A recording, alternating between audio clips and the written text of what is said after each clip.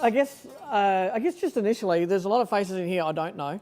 I gather some are from local government, some are from consultancy, but also gather we've got a split between probably some of the more conventional people to rock up, engineers.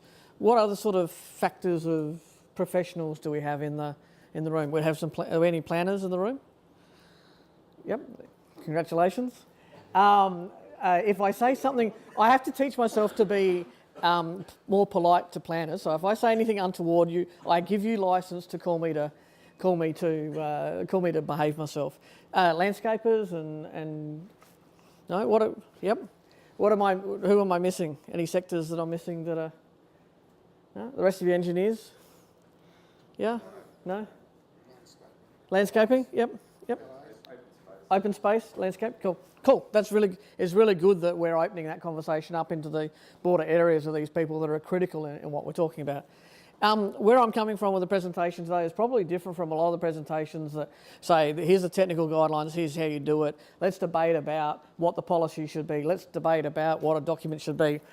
I just want to sort of demonstrate in here and now, and if you put your boot in, what you can actually get happening on the ground. So where do we all start? All of this is sort of encompassed by water sensitive urban design. Here I reckon is probably one of the state government's most innovative policy documents that the state government owns, and it's innovative because it's the only policy document I'm aware of that doesn't have the word policy in it. But it defines what water sensitive urban design is, and this is the wordiest slide I've got on the entire presentation, so I somewhat apologise for that. But it makes good sense to me. If you listen, water sensitive is the well-recognised approach, so they're acknowledging it's good stuff, to managing water in urban environments in a way that minimises the negative impacts of urbanisation, maximises economic, social and environmental benefits, has the potential to deliver more livable cities and providing green spaces, open spaces, assisting in managing of flood risks, impacts, reducing urban temperatures, maintaining home gardens, higher property values, reducing the flow of pollutants to major coastal recreation areas and minimising the need for expenditure, infrastructure upgrades, and the only thing it doesn't do is combat ISIS. So it's pretty much, they've got everything in there, but I'm biased because I get called at work the water dude, but I'm biased because I passionately believe that water sensitive urban design and being smart about water in our urban environments has so many multi-benefits, not just flood or water quality. This is my philosophy. I'll get on all the crappy slides out the way first, then I'm going to bore you with photographs. This is my whole philosophy with this. Along the lines of this, you miss 100% of the shots you don't take, and that's Wayne Gretzky and someone else has claimed. I nearly put Andrew King underneath the bottom of that as well, but I thought a third generation quote can't make much claim to. I guess the other thing I sort of work, if you don't ask, you're pretty well guaranteed not to get. If you do ask, there's a fair chance that some of the time you're going to get. And that's the sort of approach and that we've taken with our council, and maybe it's my bullishness that's got part of the way there. But I've brought other people along on the line, and Melissa mentioned cultural change. That's a word we're starting to use around stormwater in our organisation now, because if I fell over tomorrow, there's still people in there now that have been influenced, see that this is a good fight, and will take it up and run with it. So I'm happy to fall over next week because we're in good hands. Linkages. I used to do a version of this presentation where I picked up a development plan and threw it across my shoulder and bang on the ground and sort of said that's about how good the development plan's for. My apologies to the planners. My strategic planner kicked my ass for doing that. Sorry, I swore. So development plans, are they friend or foe? Probably now for at least 10 to 15 years we've been debating, do we have targets in development plans? Do we change the words in development plans? What do development plans need to say? Most development plans, and they're all a little bit different, but I've somewhat paraphrased, stormwater from development should not adversely impact receiving waterways, blah, blah, blah, blah, blah, blah. Says the same sort of word for flood, it's for water quality. They're all pretty much the same sort of thing. Engineers attack that, and I put myself in being that camp for many years, that we need to change the word should to must. And then planners turn around and will say, well, the word must doesn't exist because the famous phrase of any planner, and correct me if I'm wrong, is that everything is an unbalanced consideration. There are catchphrasing for the day.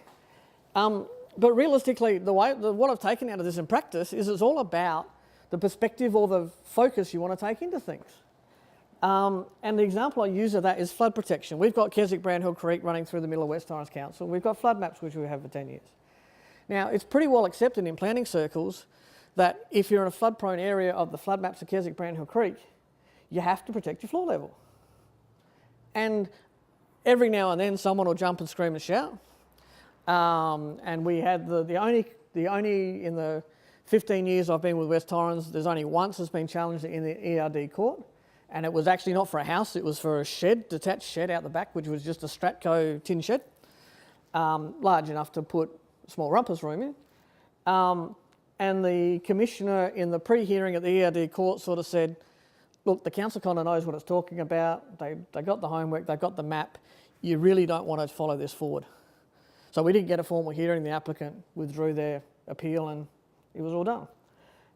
Now that might as well be treated as a must. The word must isn't in there, it's a should, but it gets treated because of the attitude and perspective we take to it. So if for all the council people here, it comes down to council attitude. Similarly, stormwater detention and to a lesser extent basic water quality, again, in most of the larger developments, you don't get too much argument about that. The practical implementation of it, be a little bit different, and I'm a bit critical of and I'm not sure there's some people in this area that I'm pseudo-offending with this next statement, but the technical services servicing the development industry, I have a little bit of a criticism on, that's quite large. But that's why it's critical and I'm on board with the capacity building program, because realistically, instead of kicking them that they're down, let's give them a hand and help them up and make life easier for them so we can get better standards across. So we're looking for linkages. People sort of say, oh, well, it's too hard to, because we don't have things to find or whatever else. Yeah. So what would you potentially rely on if you've got a standard high-level motherhood statement of should not adversely impact? Well, we've got this policy document. And guess what's in the policy document? It's a table of targets. You couldn't get a much clearer, this is a state government policy document, you couldn't get a much clearer connection to what we should be doing. And the primary focus, residential, commercial, industrial, institutional development, roads, streets, so it says council should be doing the same thing. Total suspended solids reduced by 80%, phosphorus reduced by 60%, nitrogens 45%, litter and gross pollutants 90%. It's there. You don't need to go searching too far for it. We don't have to wait another 10 years for a state government document. You know, talking amongst friends in the industry, there's been documents sitting on ministers' desks for 7+ years with these targets in it that haven't been feasible to actually formally put into planning. Well, the linkage is there. The motherhood statement's there in the planning. So let's build on that. This is now an old photo, but this is the photo I use of, you know, I said, where's the green? This was a development. Anyone that follows basketball, this is where the Apollo basketball stadium used to be. Shameful use of land for such a sacred sport as basketball. Now that's my biases. There was a land management agreement. Land management agreement over this site that said the roof area should not exceed, or must not exceed, because I think in a land management agreement you can must. And the stormwater management was actually based on the land management agreement. Roof areas weren't to exceed 50% of the allotment size, and the impervious area of the site wasn't to exceed 75%. By the time the last 2 or 3 houses were built, the planners were telling me that the land management agreement was unenforceable. But this is the way of development, and this development's been there for 12 years. And as an inner urban council, what we're seeing now is even worse than that. There is no green space on private development with all the things that have been opened up to developers now. So one of the big pushes is that we need to do it on a public spaces, which is what's driven council to date. And I think we seriously need to look at if we're going to get green space on private development, we pretty much, the way the development industry look at, are going to need to take a backward step. That's not going to be easy. You may or may not have seen this. I don't know who I lifted it from. Hopefully, it's good it's referenced. That's a heat map of Adelaide, taken on a 7th of March. Taken the early hours of 7th of March. The blue, which is the parklands, versus the red centre. There's, I want to say, 4 to 5 degrees temperature difference at the same point in time. So it's sort of saying that if you've got greenery and moisture in an environment, and you can't have greenery without putting moisture into it, this urban heat island that people are talking about, it's real, and it's going to be the biggest killer in our communities if we don't address it. And again, I come back to the personal bias that if you don't have water backing up greenery to provide that cooling, you're stuffed. Another interesting why, and I come from the local government perspective, City of West Torrens, we're not a massive council, we're a mid-sized council. We've got our own little, what we call the Vatican of the South in our council area, which is Adelaide Airport. So that takes up a big footprint that actually doesn't really end up being pipes and pits and roads and community. But at last count, according to our asset valuation, replacement value, we had $120 million worth of underground stormwater network. And I can let you, given that's an asset management number, that's substantially under. So I would suggest you're pushing more towards 175, probably in real terms, to 200. Russell's here, I'll throw him on the spot. I don't know whether you know how much your stormwater's worth in Mitcham. 140, okay. So that's not too far different. And again, you guys would have a lot of riverine hills face that doesn't have pit and pipe in it. So $120 million. Some of the stormwater management plans that have been done recently, and Marion Holdfast is one, and there's a couple of others floating around. They've come out, and this is my paraphrasing of them, but to address the impacts of development coming in the 30-year plan, we're going to have to effectively double the scale of all existing stormwater infrastructure in our suburban areas to cope with the picture of what the 30-year plan paints. So if we've currently got, at cheap estimate, $120 million worth of drainage, we're going to have to build another $120 million worth of drainage. On a do-nothing-else scenario, we're going to build another $120 million worth of drainage to catch up, keep even with what we're likely to be in 2030. I don't have the bank balance for that. I got pretty good latitude with our elected members. I don't think they're going to give me that money. And that's not to maintain anything we've already got. That's just to stay up to pace with our developing state. And since a lot of those stormwater management plans were done, whoops, I haven't touched screen, didn't change anything. Since a lot of those stormwater management plans were done, we've actually had the latest and greatest state government push about what development's going to look like. The corridor zones, the much higher density that the state government has pushed for. The how. I'm sick of people saying, I don't know how to do it. These are just a few of the documents around the state that talk about how to build a biofiltration or a rain garden. Whether they come from Victoria, New South Wales, Queensland, South Australia, the guts of what you do is the same. There's some smarts that you need to do different, rainfall intensity, how much rain you get over a period, and some elements like that that affect the design of scale and size. But the typical what it looks like and how it works, exactly the same. It's not rocket science. If we talk about biofiltration, Raingardens, that's out of one of the technical design manuals. It's all variations on a theme.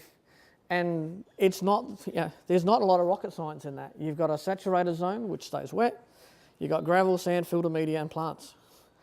It's not hard, and it bemuses me how some technical consultancies can't access and find this information to pump it out properly. And I used to be very gentle about how I said that. Now I'm less gentle because it's not hard. I reckon I could challenge most 10-year-olds with how smart they are on Google to be able to find and design a rain garden. and we're paying consultants to do it wrong. So as a council goes, this is just the public space stuff. The red stuff is stuff we've already built. The blue is in chain of being built in the near future. As Melissa said, we've got in our streetscape environment now, all these locations marked are value add water quality or management tools. Most of them are rain gardens. So this is beyond just gross pollutant or a detention basin or something like that. We've got now in excess of 200 individual rain gardens in our council area. And we would actually challenge anyone else to sort of say that we are the most prolific retrofitter of water sensitive urban design into a suburban area. I know Mitcham's going to try and give us a run for our money, but they got some feet on the ground to catch up. And just the sort of, a conventional stormwater drainage system, you do something like that. Water sensitive urban design is really not hard. You put those in instead of pits. And for about 7 years, I've been using this slide, and that last set of dots, I've been wishing to work out how the hell you put a rain garden in where there's not underground drainage to support it. And the last 12 months, I've worked out how to do it, and hopefully the next 12 months, I'll build one and show you a slide 12 months' time. So I truly make, and in my land, we're now called, and we use it on the national stage. My land has so much retrofitted water sensitive urban design in it, we're now calling it potentially, I've said Adelaide's first retrofitted water sensitive suburb. I've thrown that on a national stage to sort of say anyone have a suburb around the country that they think they would want to call retrofitted water sensitive urban design, and no one's challenged me yet. What does a rain garden look like? There's an example, one in the streetscape. Diversity of plants is where one of the directions things are going. And there's some fresh ones that are going in on the side of the road. One of the beautiful things about rain gardens is they're scalable. You can put big ones in where you've got lots of room and the right catchment going to it. You can put lots of little ones in if you don't have the room to move. The other cool thing about rain gardens, you put a tree in them, and they just need some subtle design changes to put a tree in them. We've had arborists from multiple councils come around because they can't believe how quick our street trees are growing in rain gardens. They grow at 2-3 times the rate of the street trees that just get planted in a normal environment. They can't work that out yet. So if we move to something more development scale, this isn't a development, but this is something that the council's built that's at a sort of moderate, intermediate development scale sort of size. Again, the science of how you design it is not massive. The photo on the left, you can pick the functional area versus the bank area. This is obviously before it was landscaped. The top right is the pipework underneath, and then the layers of material. It's not hard, and I'm not going to go through a great lecture of how to design one, but that's simple. The cool thing about this particular installation, a contractor that we've used several times to do this work, day one, they dug the hole. Oh, sorry, the bottom right-hand corner is a stormwater, is a harvest tank. So the filtered water goes into that tank. In this particular installation, irrigates a pocket park, which we've never had irrigation to because we could never sustain having a mains water meter to this pocket park, closed off section of road. We're now irrigating that park and providing something back to the community that we couldn't do under our strategies and policy documents. So day one, they dug all the holes. They had a lazy day one, they dug all the holes. Day two, they did everything else. That photo on the top left is the end of day two. A 2-day install to build an entire rain garden. So again, not hard. Let's move on to some developments. First couple of older ones, 2008. Talking to a developer, a odd triangular warehouse development. What's really interesting is that his designer tried to get a little bit smart, and we actually kicked back and sort of said, look, appreciate what you're doing and we want to push you in that direction, but it doesn't work. I end up with a developer rock up at council the next day saying, what the hell are you doing in the development? Why isn't it approved? And I sort of said, well, I'm trying to make sure that what you end up with, you're going to like. And what's interesting is when I actually explained to him how these things work properly, he was in the landscape game and he liked the idea of what this would provide back to him as someone who's going to own that building. So we ended up with a mix, on this job, a mixed bag. There was the red dot up the top is permeable paving. That's a big fig tree in the corner, and he wanted to keep moisture into that. The strips across the front of the car park are biofilters, And under the car park, he actually had a 20,000 litre tank, which his little, he fills up his little trailer mounted water tanks when his crews go out to irrigate things from. The other cool thing about this is that his standard designer that he got allocated by his architect basically had designed a conventional car park with all these hopper shapes in the driveway. And he was worried that with the scale and size of all these hopper shapes in the car park, all those commercial trucks are going to have difficulty getting in and out.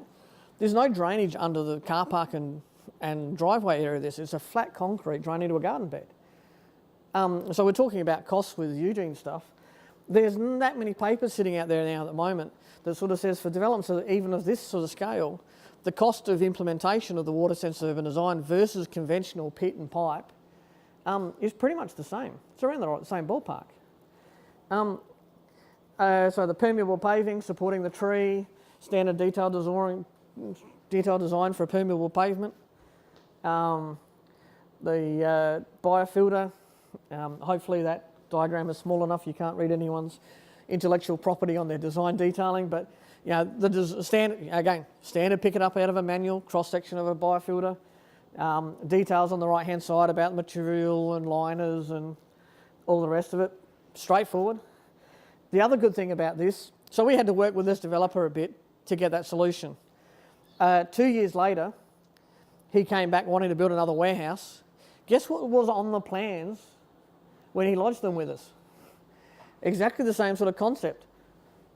Car park and driveway area for the development, sheeting off to a garden bed around the outside that's a biofilter. Didn't need to chase him, we'd influenced him, and this is a guy that goes and builds a warehouse every year somewhere in Adelaide. But a pretty good chance he's doing the same thing. These photos taken this morning, so you know, they're not the best, but yeah, you can see the pride that he's taking in being able to establish some nice landscaping around that garden. It's a bit hard to see if those cars are parked up against the sustainable landscape of being self-irrigated because all the water runs off into them. And I actually have a suspicion that he's actually collected some water in irrigating this landscape on the far left-hand side of that image. There's the non-water sensitive urban design landscape in the development. Another 2008, a medical centre on South Road. Again, we engaged with them and sort of said, hey, look, do something smart with your stormwater. So they put 135,000 litre tank in the ground collected roof stormwater, which they feed back into all the toilets, not just one, but all the toilet systems inside a medical centre. I've had people saying, oh, you can't have aged people or fragile people, you can't have stormwater going back into the toilets because someone might be ill and drink from the toilet or something, and we've had it all. And again, biofilters in the car park. This one also had a gross pollutant trap on it. That's what the development looks like, nothing miraculous about that. Guess where the tanks are? I kind of like the fact they didn't cover over them, but pick where the water tank and the detention tanks are. And that's the photo on the left is, again, their version of a biofilter in a car park. And really, again, we're not talking about high science. You fall the car park towards the landscape in the middle and let the water fall into it. Substantially changing a lot of, again, you do it smart. You don't need, the amount of curbing you can save on conventional car park design almost pays for the biofiltration installation. If you're clever about how you get your barriering to work. Service stations. Here's a service station where all of the water runoff from the service station outside of what's under the canopy, except for the real dirty area, drains to biofiltration trenches around the outside. And they've got beautiful lush landscape, sitting on trees, reeds, grasses, sitting around the entire peripheral of this site.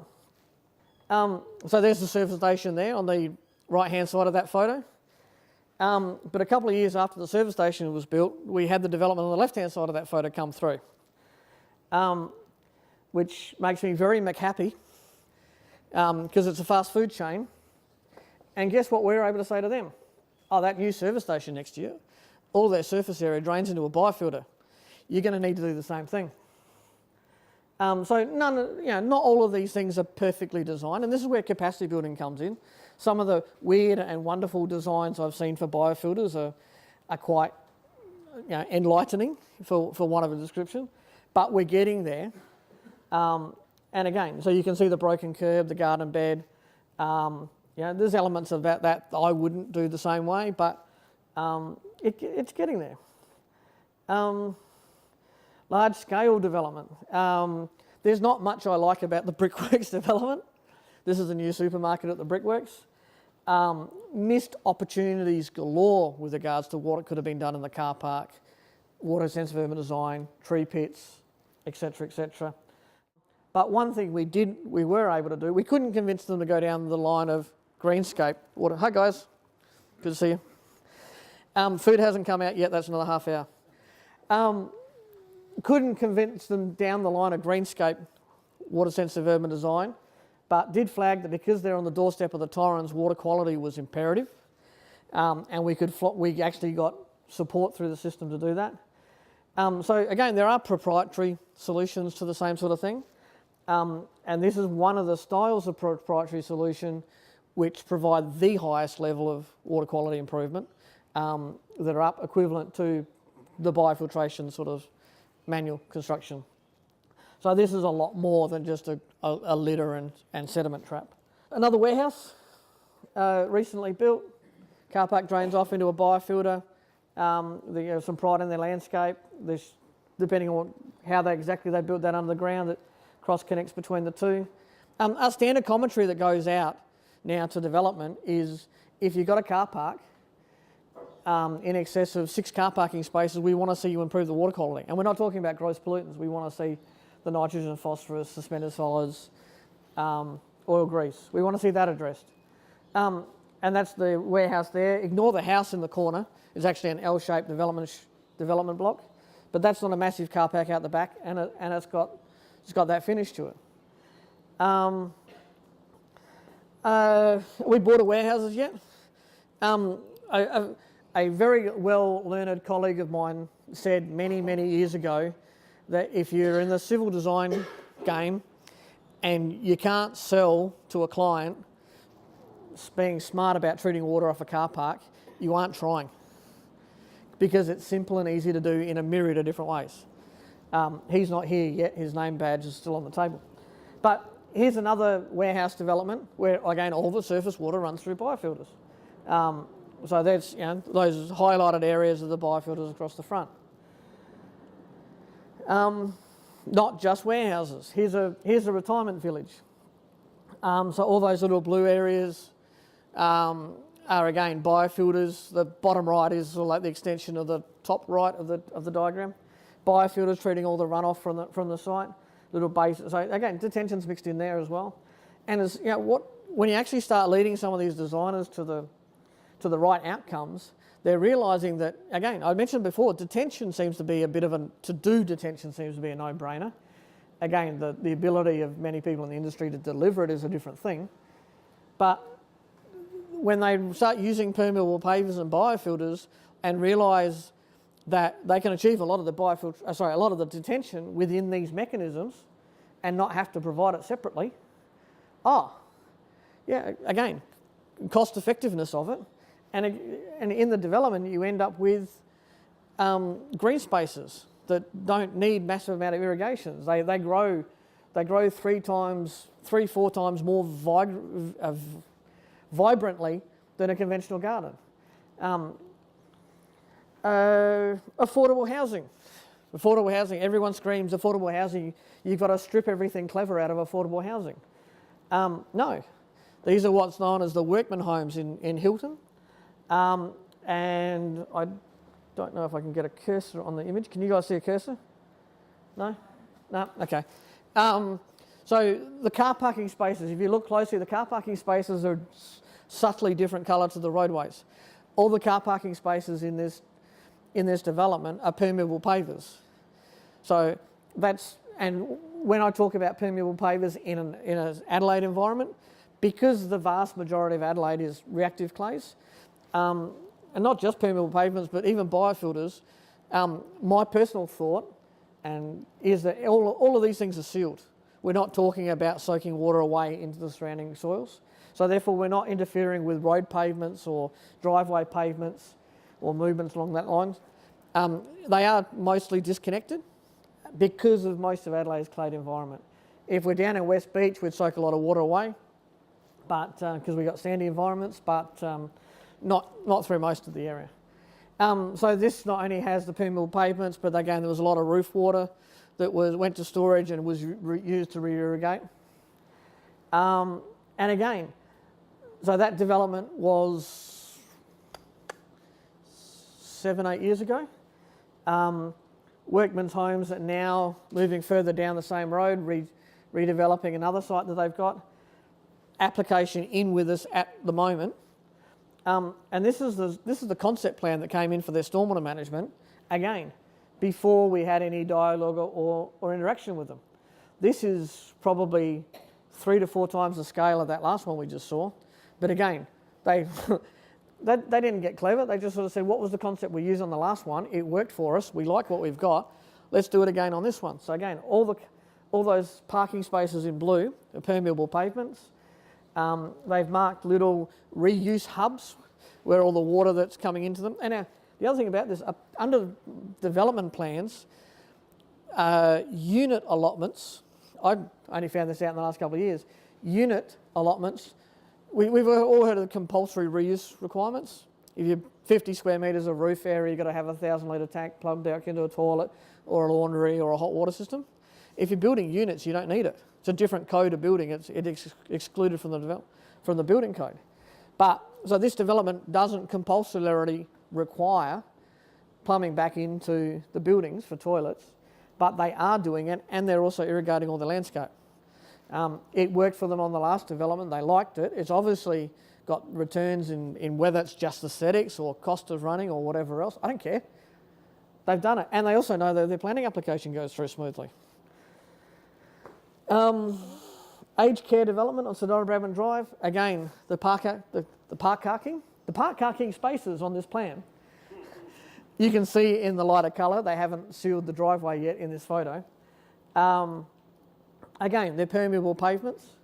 A bit like we were saying earlier on, my apologies, they're actually being used as car parking spaces. A lot of this is going on under the ground. Average person using the site, walking past, doesn't realise it's there. But that's your permeable car parking spaces in use. Again, multifunctional, multi-beneficial. A couple of randoms. I like this fence on the left-hand side. They've actually put oversized rainwater tanks in the front fence. And it actually looks like an architectural feature. It actually looks like the fence has got that architectural feature. You view the fence from the other side, it's actually the same shape.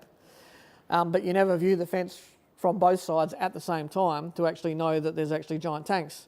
And they've got 4 of these across the front of that site. So I thought that was a really clever, and again, people talk about rainwater tanks take up space and therefore hard to find it in a backyard. This person's flipped their idea completely on the head and put it in the front yard. I reckon that's pretty cool. Another car park with a biofilter around the edge of it. Fish market car park with biofilters around the edge of it. And the fishiness hasn't killed the filtration, so I don't know whether we need to add fish guts removal percentage and biofiltration management. I'm not too sure. West Beach Trust, Adelaide Shores, sports and recreational facilities. Not that they necessarily implemented it brilliantly, but that top left-hand photo is their overflow car park. And I'm an engineer and I'm still confused about where the hell you actually meant to park, but apparently it works.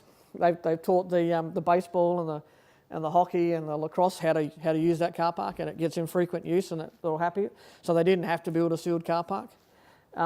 Top right hand and the bottom are formalised car parks which get high use, but again they drain to biofilters.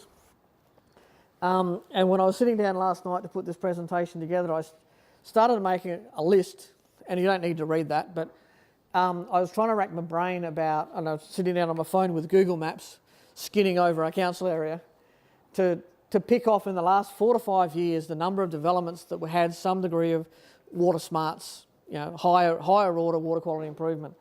And that was the list that I got to from the last 4 to 5 years. And it's mainly because we've got the organisational support to say this is important. and we push for it. And there's a second flow there with what our audience is today. As consultants, and I used to be a consultant, and you might say it's dicey ground, but if you sort of say, hey, look, you've asked for an X, but I can give you a Y, which I think will perform the same as your X, cost you the same as your X, but give you added benefits, don't just feel comfortable in your groove of they asked for an X, I'll give you an X. Consultancy should be the realm to sort of say, hey, look, I can be smart. You can get something better for the same price. So I throw it out to those guys to do that as well. That's done my time. I'm sure Mel's got a couple of minutes for questions if anyone has a question or two.